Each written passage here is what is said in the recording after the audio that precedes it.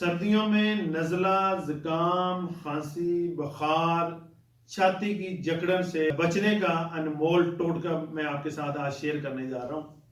आपको पता है कि सर्दियों में अमूमन बच्चे बहुत ज़्यादा बीमार होते हैं। आप किसी डॉक्टर गली में लेकर डॉक्टर के पास जाएं तो वहाँ पे लाइनें लगी होती हैं, लोगों की, बड़ों की भी और ख़ासकर बच्चों की।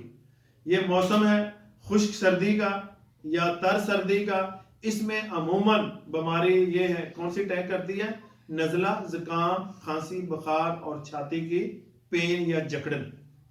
इससे बचने के लिए मैं आपको एक टोटका बताने जा रहा हूं। वो आपने 1 कप कहवे का हर रोज सोने से पहले इस्तेमाल करना है और बच्चों को भी इस्तेमाल करना है। इंशाल्लाह पूरी सर्दियां ना आपको नज़ला होगा, ना जुकाम होगा, ना बुखार होगा, ना खांसी होगी, ना आपको चेस्ट की जकड़न होगी। आप में इन मौसमी जो बीमारियां हैं सर्दियों की, इससे बचे रहेंगे।